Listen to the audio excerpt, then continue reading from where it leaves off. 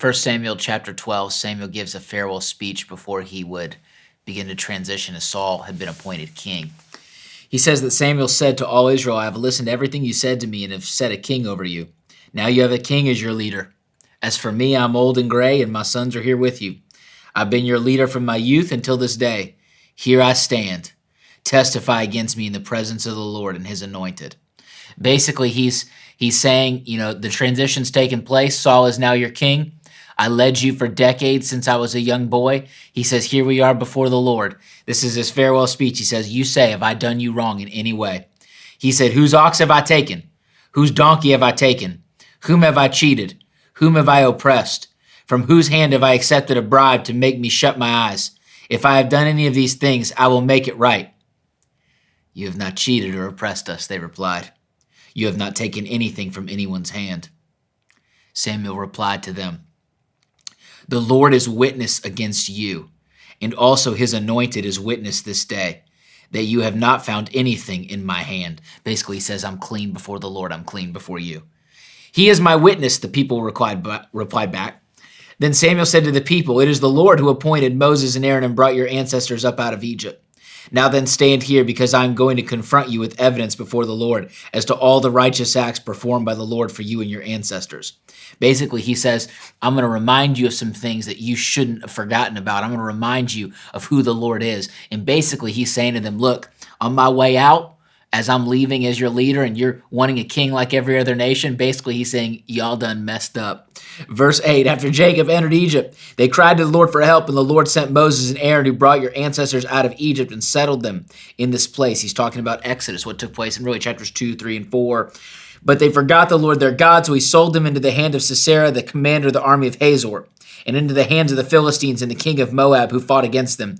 They cried out to the Lord and said, we have sinned, we have forsaken the Lord and served the Baals and the Ashtaroths. These were the false gods of the Philistines. The Israelites turned their heart against God. They went after false gods, and God said, fine, go do it your way. And when they did it their way, they got into trouble. They cried out to God. God saved them again. But now deliver us from the hands of our enemies, and we will serve you. Then the Lord sent Jerubbaal, Barak, Jephthah, and Samuel, and he delivered you from the hands of your enemies all around you, so that you lived in safety. He's talking about various judges that took place in the book of Judges that God would raise up to rescue the people. But when you saw that Nahash, king of the Ammonites, was moving against you, you said to me, no, we want a king to rule over us, even though the Lord your God was your king. Now here's the king you have chosen, the one you asked for. See, the Lord has set a king over you. If you fear the Lord and serve and obey him and do not rebel against his commands, and if both you and the king who reigns over you follow the Lord your God, good. But if you do not obey the Lord, and if you rebel against his commands, his hand will be against you as it was against your ancestors. If you don't do things God's way, you won't see God's favor in your life. Now then stand still and see this great thing the Lord is about to do before your eyes. Is it not wheat harvest now?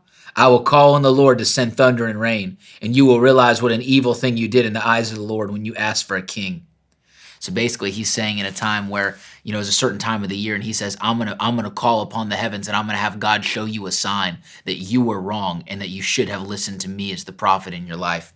Verse 18, then Samuel called on the Lord, and that same day the Lord sent thunder and rain. So all the people stood in awe of the Lord and of Samuel. The people all said to Samuel, pray to the Lord your God for your servants so that we will not die, for we have added to all our other sins the evil of asking for a king.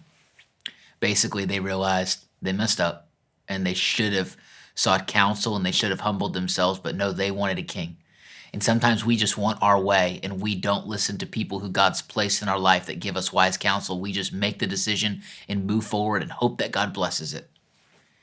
Samuel replied back to them, do not be afraid, for you have done all this evil, yet do not turn away from the Lord, but serve the Lord with all your but serve the Lord with all your heart, not your height. Do not turn away after useless idols. They can do you no good, nor can they rescue you, because they are useless. That's why they're called useless idols. For the sake of his great name, the Lord will not reject his people, because the Lord was pleased to make you his own. As for me, far be it from me that I should sin against the Lord by failing to pray for you. He says, I'm going to keep praying for you. I find it interesting. That he uses the phrasing, I won't sin against the Lord by not praying for you. It's kind of a convicting statement that he makes as a spiritual leader, as a man of faith. He goes, I'm not going to sin against the Lord and stop praying for you. Basically, he's saying, I'm not going to harden my heart towards you. I'm not going to stop loving you. I'm not going to stop believing in you just because you've made mistakes. And as men and women, as parents, as leaders in our communities, as leaders in the workplace, as Christ followers, don't harden your heart and stop loving people and stop praying for people. Don't sin against the Lord and allow your heart to become hard towards his people that he loves. He says, I will teach you the way that is good and right, but be sure to fear the Lord and serve him faithfully with all your heart. Consider what great things he has done for you. Yet if you persist in doing evil, both you and your king will perish. Now Saul was 30 years old when he became king, and he reigned over Israel 42 years, which would mean he died at 72 years old.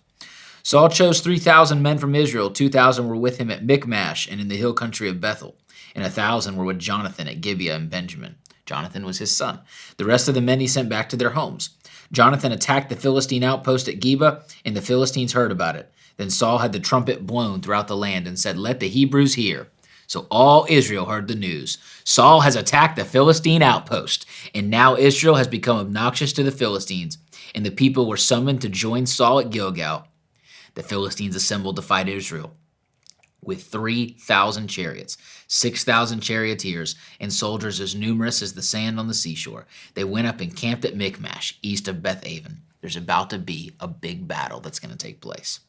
When the Israelites saw that the situation was critical and that their army was hard-pressed, they hid in caves and thickets among the rocks, and in pits and cisterns. Some Hebrews even crossed the Jordan to the land of Gad and Gilead.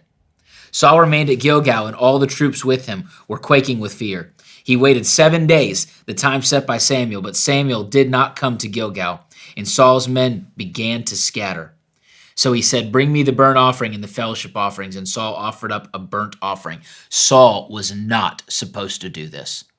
This was not Saul's position. This was not Saul's place. Saul was to wait on the Lord, and the Lord had positioned Samuel to have these offerings. Samuel was the prophet of the Lord. What Saul did was a big no-no. He did not stay in his lane because he was fearful of people and fearful of man. He did something very foolish. Just as he finished making the offering, Samuel arrived, and Saul went out to greet him. What have you done? Asked Samuel. Saul replied, When I saw that the men were scattering, and that you did not come at the set time, and that the Philistines were assembling at Michmash, I thought, now the Philistines will come down against me at Gilgal, and I have not sought the Lord's favor. So I felt compelled to offering the burnt offering. Samuel replied, You've done a foolish thing. You've not kept the command the Lord your God gave you. And if you had, he would have established your kingdom over Israel for all time. But now your kingdom will not endure. The Lord has sought out a man after his own heart and appointed him ruler of his people because you have not kept the Lord's command. He's referring to David, who would be referred to as a man after God's own heart. David has not yet been anointed king. David has not yet been called out.